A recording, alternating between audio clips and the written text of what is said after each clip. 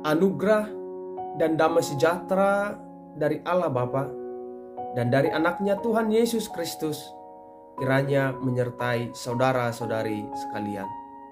Amin. Salam sejahtera bagi kita semua.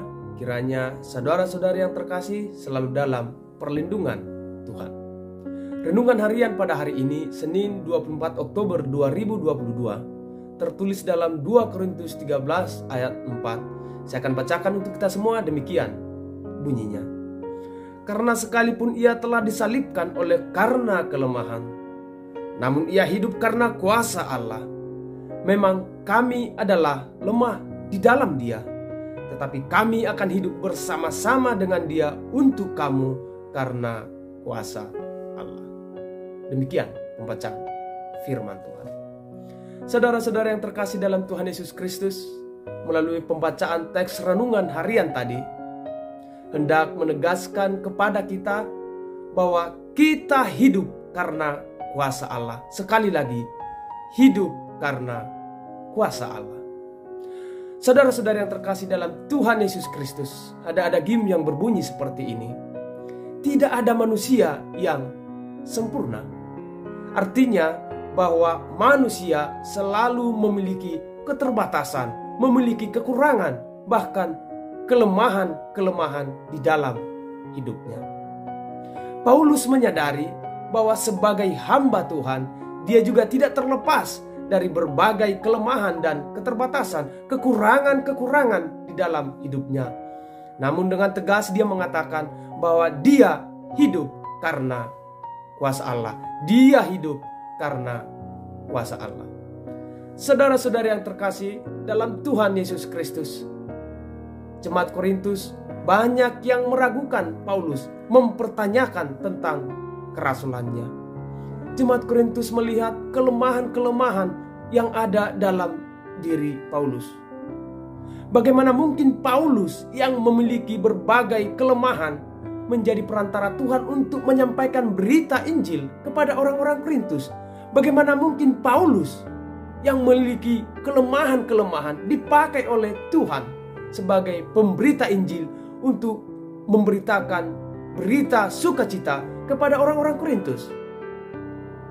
Saudara-saudari yang terkasih dalam Tuhan Yesus Kristus, menjawab polemik itu, Paulus bersaksi bahwa sama seperti Kristus yang telah disalibkan karena kelemahan, namun dia hidup karena kuasa Allah.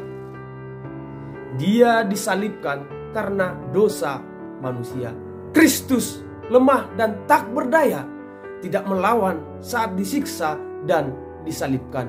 Bahkan Yesus Kristus sampai mati di kayu salib. Namun Yesus hidup dan bangkit karena kuasa Allah. Saudara-saudara yang terkasih dalam Tuhan Yesus Kristus, Paulus mengakui kelemahannya. Dia berkata, memang kami adalah lemah di dalam dia, tetapi kami akan hidup bersama-sama dengan dia untuk kamu karena kuasa Allah. Saudara-saudara yang terkasih dalam Tuhan Yesus Kristus, menyadari kelemahan itu perlu, menyadari kekurangan itu penting. Namun bukan berarti kita menjadi fokus kepada kelemahan dan kekurangan kita. Paulus tidak menampik bahwa dia memiliki kelemahan dan kekurangan, namun dia menyadari dengan seutuhnya bahwa dia hidup karena kuasa Allah. Sebab itu dalam 2 Korintus 12 ayat 10 Paulus berkata, sebab jika aku lemah maka aku kuat. Saudara-saudara yang terkasih dalam Tuhan Yesus Kristus, kekuatan Allah lebih dari cukup untuk menopang kita. Kuasanya mampu menolong kita. Allah dapat menyatakan kuasanya atas kita. Ketika kita menyadari bahwa kita adalah manusia lemah, itu berarti kita membutuhkan pertolongan dan kuasa Allah. Kita tidak dapat hidup tanpa kuasa Allah. Fokuslah kepada kuasa Allah, bukan kepada kelemahan dan keterbatasan kita. Sebab di dalam kelemahanlah kuasa Allah sempurna. Amin. Kita berdoa. Terima kasih Tuhan untuk sapaan firman-Mu yang boleh menguatkan kami untuk menjalani kehidupan kami sepanjang hari ini. Biarlah kami Tuhan senantiasa dimampukan dan dikuatkan oleh kuat kuasa-Mu. Dalam Kristus Yesus kami berdoa. Amin. Saudara-saudara yang terkasih dalam Tuhan Yesus Kristus, selamat beraktivitas. Kiranya berkat dan pemeliharaannya selalu menyertai kita semua. Horas.